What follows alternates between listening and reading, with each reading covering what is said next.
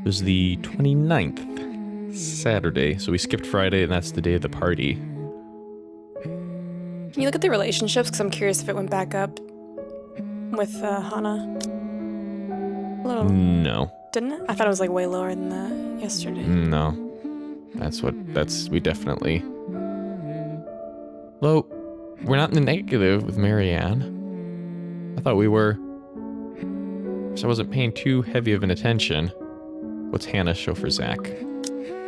Normally it's the same. It's the same. That's unfortunate. Yeah. So, but at the party, we danced with Hannah. Okay.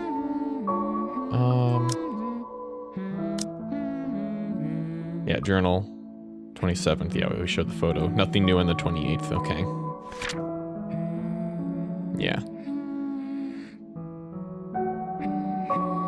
Yeah, Father Norman freaked out on us, yeah. Yeah, nothing new on the 28th. Yeah.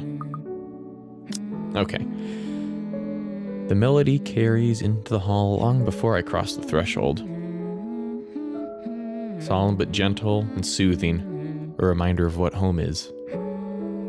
Pa's firm but meaningful gaze, Ma's wistful smiles, the warm rays filtering through the eaves at sunset, the distinct smell of wet earth and leaves after a long day's rain, and our room. The room. Ma and Pa's pride and joy. This seems very familiar, this wording. A place where we once promised several springs ago. Probably the same dream. Well, the wording's the same. Yet it won't stop. No, wait! Come back! I'll be good this time! Please don't leave! Please stay! The floorboards are cold under my feet, more than it usually is. The walls more foreboding than what I'm used to. Farther and farther the room goes. Ma's singing ceases and Pa. I can't hear Pa. Not above the raucous clanging and deafening roar of gunshots, nor the screams replacing the comforting soft melodies. There's only blinding fear. But when the light breaks, her skin has already taken a sickly pale color, rotten in most parts, blood dripping from every open gash and lesion on her body. Bony hands grip Hannah's neck like a noose, staining the skin underneath with a vibrant shade of scarlet. Nothing but malice fills the gleam in her eyes.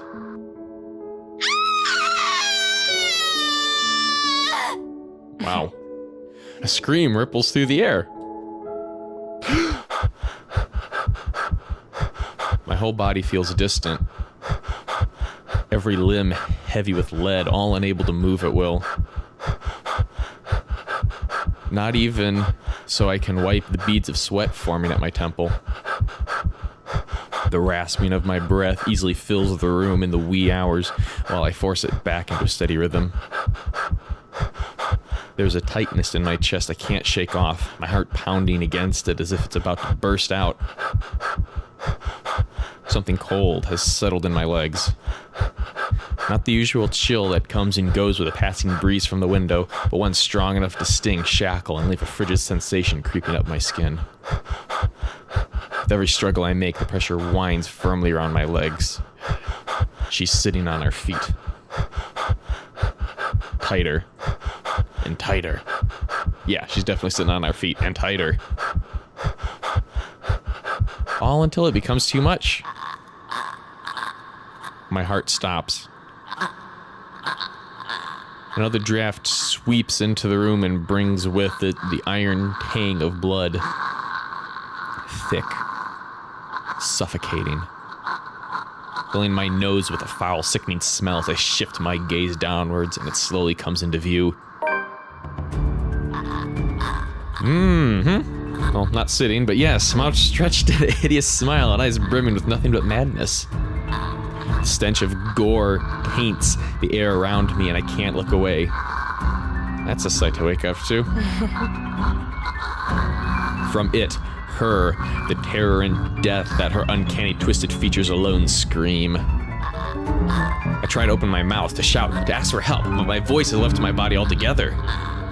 All I have is the painful realization that no kind of plea will ever save me from her. Then suddenly the bed dips.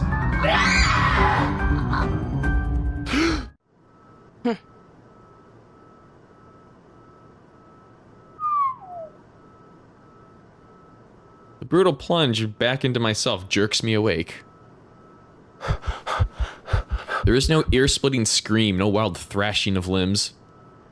Just a painful, constricting awareness that something has wound itself tightly around my neck.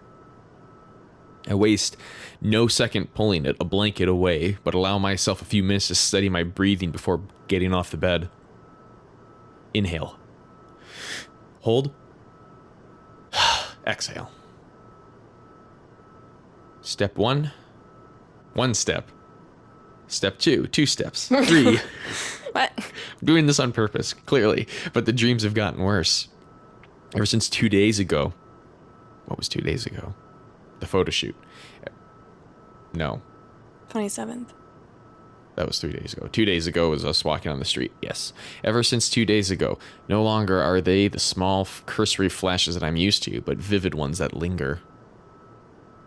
I can still feel the blood in my hands, the putrid smell of rotting flesh, the sickening crunch of bones breaking with every movement, and her cold, chilling eyes, they bore into me. I draw in one long, ragged breath, and before I know it, I'm walking out the door. Even in the waking world, it reeks.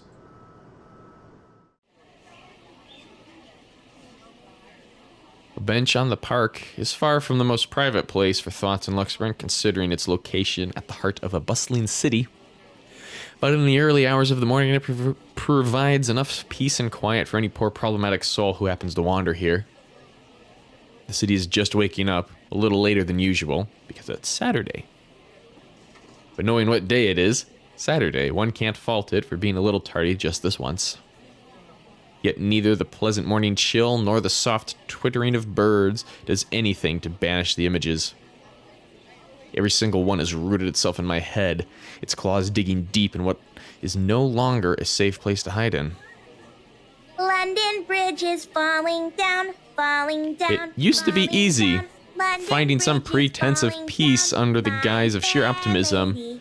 following regular routine. Lock him up, Shut up, lock kid. him up, You're lock so him loud. up. Take a key and lock him up, my fair lady.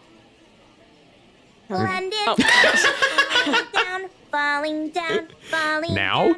London Bridge is falling Now I don't know down, what to make of it. my fair lady. Take a key and Sometimes lock it's him up, easier to lock run, him up, easier to lock hide. him Oh my up. gosh, be Take quiet. a When key everything's and falling lock him apart. up, Wait, my fair that way you don't lady. have to be the first to witness it when it does. I don't know what I'm saying because I can't hear myself think or talk. Falling down, It worked when things went bad with the movie, after all. my fair lady. Take a key and lock It also him up, worked when Ma and lock Pa him were up, taken from us. Lock him up. Take a key and lock him up. The sentiment's a little hypocritical when you think about my little talk with London Bridge Miss is Wright the other falling day. down, falling down, That's just falling how it down. is. London Bridge is falling Maybe down. it really is better if I just... Hey, mister. Oh, God. Thank you for stop singing. Holy Ugh. crap. You take this. The tiny voice gives me a pause. When I look up, a little girl, maybe about 6 or 7, is peering at me. 2 wide eyes, overflowing with what can only be the natural curiosity one typically sees in children. I vaguely note the Saint Goretti uniform she's wearing before returning her greeting. Hey kid. Is this their goddaughter? The Wright's goddaughter, maybe? No, it's possible. Kylie. Yep. It's all connected. Kylie? That's my name. Mama said it's rude not to call people by their names. She then flops down on the empty space beside me. Wait, what? Why was there an accent over the second A in Mama? Mama? I don't know. Mama? Her little legs, still too short to touch the ground, swings in tune with a song she hums under her breath. God, if we hear it again. Alright. I don't mind kids. Nana would often invite the ones in our old neighborhood to give them treats. Of course, by then, Sis and I were both too old to play with them, but you get used to the commotion eventually. It's not completely as unpleasant as most people would imply. Kylie seems to be a well-behaved kid anyway. Oh, sorry. Nice to meet you, Kylie. Is Mama here? No, but my big brother's with me. He's taking pictures with his camera over there. She points to the far end of the park, the one closest to the street where a kid is taking shots of something above him. It doesn't look to be birds because all there is on that side of the park are buildings. I don't see what's so interesting with the tip of a building, though. I'd take pictures of dogs if I were him. They're cuter. Do you have a camera too, mister? Yeah, I'm actually a photographer. Mama said I'm too young to get a camera. I'm sure your mama will eventually give you one. But won't you be late for school like this? It's Saturday. Big brother will get us there on time. Rowan promised Papa. We aren't going to be late. It's sports day. So it's not good if you keep looking like that today. If it ends up raining and we lose, it's your fault. What? All right, I'll try not to upset the clouds today, kid. Is it because you're sick, mister? Before I know it, a smile has spread over my face. They say kids ask the toughest questions sometimes, and they sure do, with how sincere Kylie looks. Lying feels like doing her a huge disservice. No, not sick. Just having a very, very bad day. Why is that? Is that like when my big brother ate all of my pudding? He did that once and then cried. It wasn't very nice of him. Yeah, I think so. You see, there's this mean girl. She's given my friends and I a lot of trouble. Hard to keep up when things are like that, you know? Especially when you can't do anything. It's kind of scary. Makes you wish things will just stay as peaceful as they used to be. Maybe she just wants to be friends with you? I highly doubt that. She already hurt one of my friends. What if she's just sad? Or maybe she just wants help. That's what happened with Melody. I let her borrow my crayon when she left hers. Now we're playmates. It's not really the same thing, Kylie. What she did, they're pretty bad things. I still think there's another reason. Did you try talking to her? That's what Mama said I should do. I don't think that'll work either. You haven't even tried yet. You sound like Rowan. You're just scared, mister. That strikes a chord. Maybe it's the honesty in her tone, or simply the truth in her words itself. I don't know why, but I can't help it. I laugh. Loud enough to disturb an elderly couple taking a leisure walk nearby. Why are you laughing? That's nothing. You're a really smart kid, you know that? That's what I've been doing, ain't it? Go full speed ahead and then backtrack when the going gets tough. Stay in my safe zone because that's what I know. Once Dr. Navarro said I should be the first one willing to deal with my problems before anyone else. I didn't show up on our next appointment after that. But he's right. And though I hate to admit it, knowing what I've seen, but the kid makes a good point too. I've been so caught up thinking there might not be a way out. Maybe there isn't, or maybe there is, but that doesn't mean I should just leave it up to fate. You better get to school, though, or you'll miss sports day. You should have won yourself some awards, alright? Alright. Can I show it to you when I do? That can cheer people up, right? In the distance, her brother calls for her, and I took that as a sign to leave. Got things to do, to face. The first few steps, they say. Nah, I'm good now, I think. Thanks to you. Besides, Mister needs to go. But you should show it to Mama and Papa. I'm sure they'll be proud of you, Kylie. I will. Thanks, mister. Bye. I give her a little pat on the head before heading my way. A small gesture of thanks from a stranger she didn't know she might have helped. She may not understand it now, even though at such a young age she already has this understanding of things, but maybe when she's older. when the world no longer seems too big for her. But aren't you going to help me, mister? What? With what? Confused, I glance back. Yeah. Whatever cheer our little talk brought has vanished under the shadows, suddenly dancing in my eyes. This frigid air is most definitely not how the morning chill should feel like. Bitter, stinging, unwelcoming. And the kid... What do you think, mister? Are you going to help me? Leave us alone! What did we do to you? The response never comes, however. Because when I blinked... gone. Hello? Mister? Are you okay? For several passing seconds, I let my stare linger on her face, waiting for any other... Waiting for any sign of another change. But all that remains in there is the carefree smile of a child, and none of the spite, none of the cold, bloody smile. Nothing. I really need to go, Kylie. It was nice meeting you. See you again, mister! Children are scary. I break into a run. I don't look back, not even as I bump into a couple of passersby, as soon as I'm out on the busy streets. Going insane. This is what it is. And if we don't do something soon, we all will be.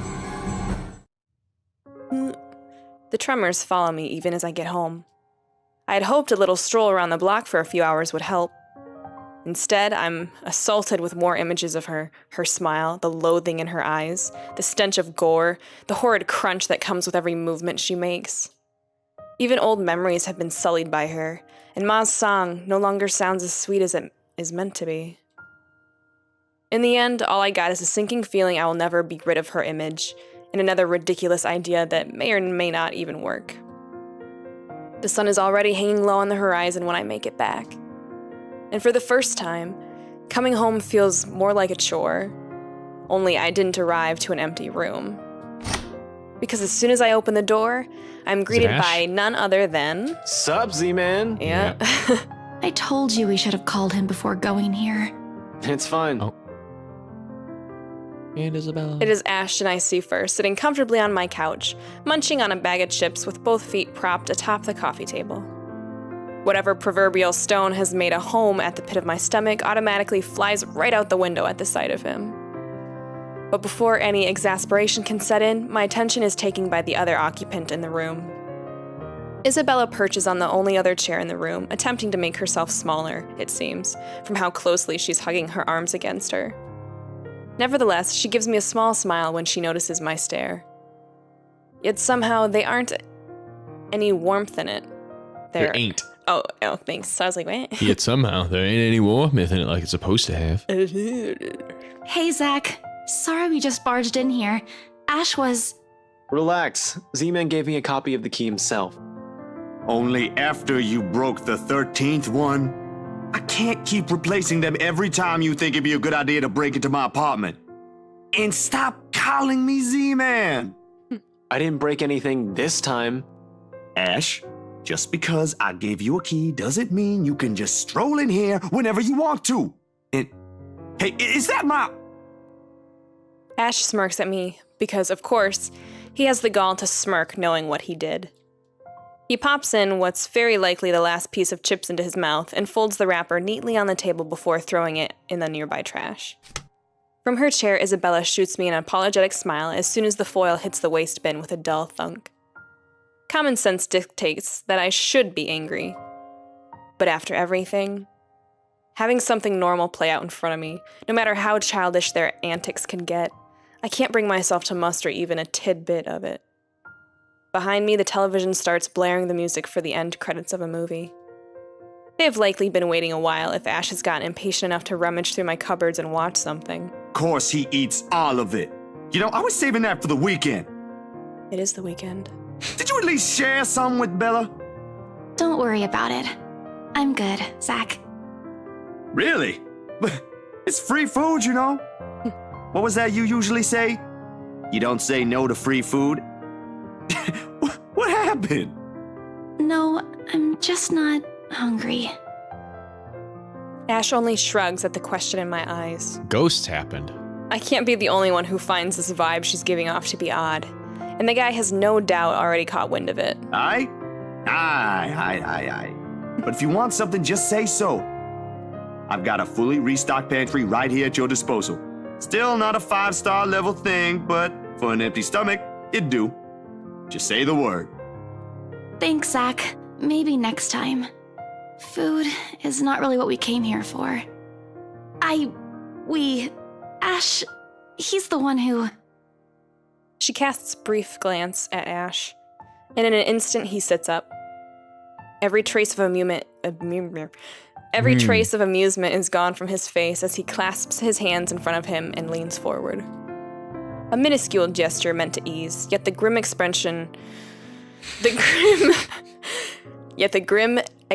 on him tells a different story altogether.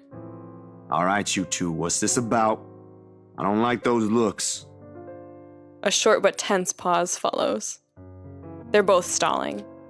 Under normal circumstances, I'd wait. With these two, the more you force it, the more they'll clamp down on it. Okay, I can't talk.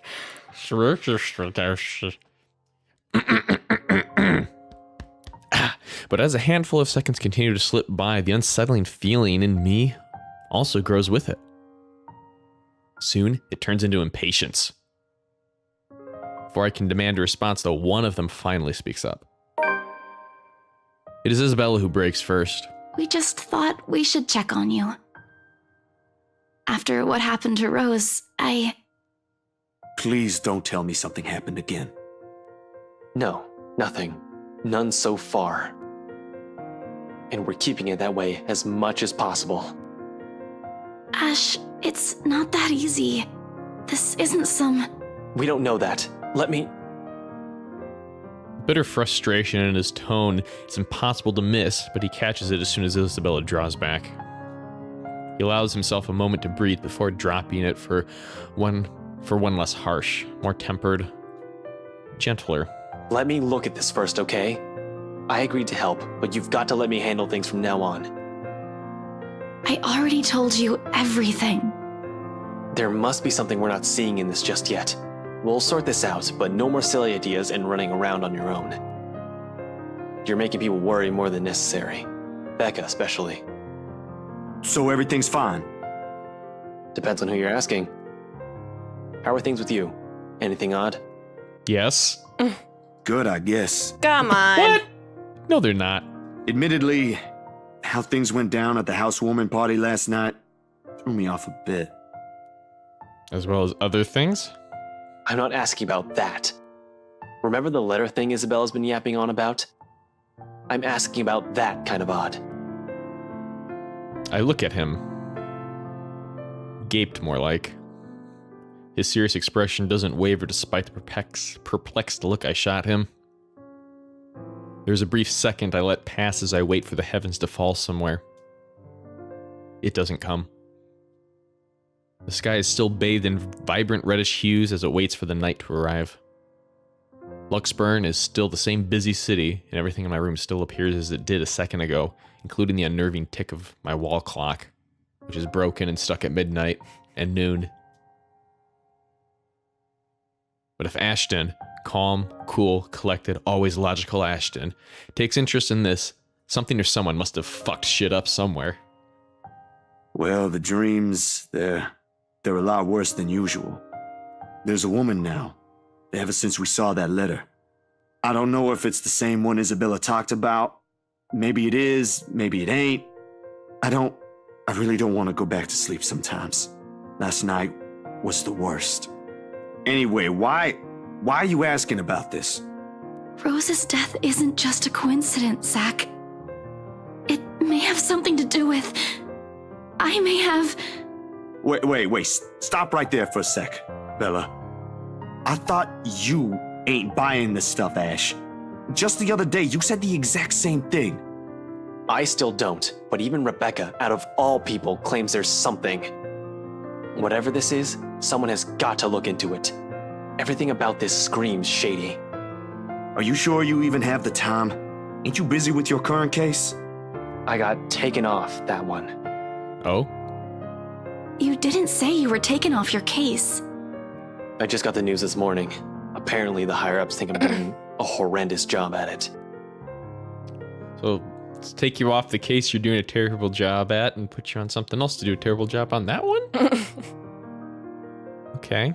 It doesn't matter, though. If these two cases are connected like I initially thought, then regardless, I'm on the right track. Are you sure we should even be doing this? Doing what exactly? There's someplace we'll visit after this. Too vague for comfort, Ash. And please don't tell me you're bringing her with you. His affirmation comes in the form of a stare, but that alone says all I need to know.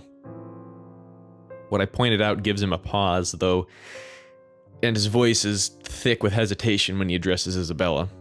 You know what? Zach's right, Isabella. You don't have to come with me. It's not myself I'm worried about. It's you. I'll just do this myself, if it'll get you into more trouble with your superiors. At least I can make up an excuse why I need to be there. Don't be ridiculous. You're not walking in there without me. Besides, I think it's a little too late to back out now. Have you two seen the news this morning? No. I haven't, actually. Mama called, and I was busy. Who do you think's dead? Hmm. Well, I think her dad just died. Yeah, that's what But that's what I I was meant thinking. like on the news. Like one of the rights. What else would be on the news? I'm hoping it's Luke. The change in the air around her, while small, cannot have gone unnoticed, and it takes every willpower not to ask. Probably the only thing reigning in my curiosity is the fact that Ash himself haven't brought it up either. No problem. It should be in the afternoon news as well. He grabs the remote and cycles through numerous channels until he gets a news report about another guy who's been found dead in the early hours of the morning today. Another victim by the Anselm Butcher? News update. Man burned after room catches fire. I don't recognize him. Nope. Burned alive this time. Oddly, no fire is spread, and whatever damage has been contained within the place the body was found. The room itself, however, has been completely vandalized. Help me. Help me. Help me. Another murder, the authorities claimed. Isabella and I knew better. None of us shifts even after the report ends, but the room has suddenly felt stifling. Ashton's eyes have gone hooded with what appears to be restrained anger, and the remote in his hand creaks mildly under his grip. The stone is back in my stomach. A tiny little thing gripping at my insides, growing with every passing second as the dead sinks in. The Dread.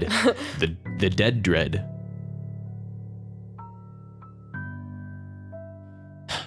In the thick of it, Isabella's voice is the one that breaks the hush.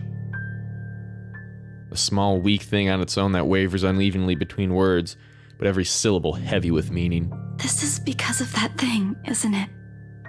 I did this somehow. It's all your fault. When it fades, all that's left in the air is her doubt and fear. All we can do is cope.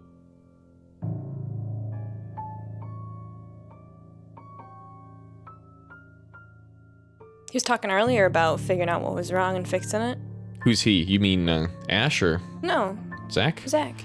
When was When he this? was talking to the little girl, and she was like, maybe Oh. she just needs help. And he's like, you're right. We should do something.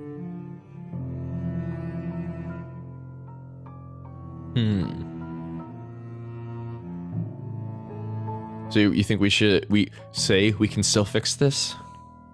I mean, it sounds like the typical horror movie thing when they're like, we'll go fix it, we'll go back in the house, and then we'll all die together. You know what I mean? Mm-hmm. I don't know. I guess I don't know who would talk next if he just stays quiet. It'll be Ash, probably. I'm hoping that if he starts talking, him being Zach, maybe he'll give them more information about what he's seen. Like the chick being in his room. We can still fix this. It ain't too late. We could still fix this. There's 3 of us here. 4 if you count Rebecca. No, she's staying away from this. She lifts her gaze at me, eyes steady and shoulders squared, mom spaghetti. What? Sorry, she's eyes steady, mom spaghetti. Sorry, shoulders squared as she holds it against the baffled look I give her. Although in the next second it immediately softens and it takes me by surprise nevertheless. In those brief moments, it's like I faced a different person. I don't want to involve her in this any more than I already have. Both of you as well. Too late. I already said it. That's completely out of the question. Stop asking. Still in all, that's 2 extra heads who can do the thinking. Between us 3, I'm sure we'll figure something out pretty soon. Don't make this whole thing sound like it's a piece of cake to deal with. It ain't. But better than sitting around, yeah? Plan is still a plan. You're going to shoot yourself in the foot one day with that kind of thinking. We don't even know who's doing this. Calm down. The last 2 murders might just be similar incidents done by 2 different suspects. Hasn't stopped you from going after them before. Remember that time when you... Okay, stop right there. There will be no retelling of that incident today, Z-Man. Or ever. Keep calling me Z-Man and maybe I will. Suddenly, Isabella laughs. Though muffled by her hands, it rings lightly and easily against the thick tension in the room. Still a far cry from the usual cheer she carries, but brings a welcome shift in the otherwise dreary mood. Thanks, you two. I'll tell you about it when he's not around. Give it up, Z-Man. She's not interested. Who says I'm not? Ash makes a face but chuckles at the jest despite himself. Why am I even friends with you two? And like this, most of our worries ebb away, if only for a few moments. They take their leave mere minutes close to sundown. But regardless of the lighter mood, little has been said of their plans, only vague hints of what they're aiming to do after. Oh, wow, it ain't any of my business to know. Something about this whole thing still gnaws at me. It's weird they didn't invite him. I Or feel go like into that's the weird. Or go into details of what it is that they're planning to do. Yeah. Tiny passing thought urges me to do something as well.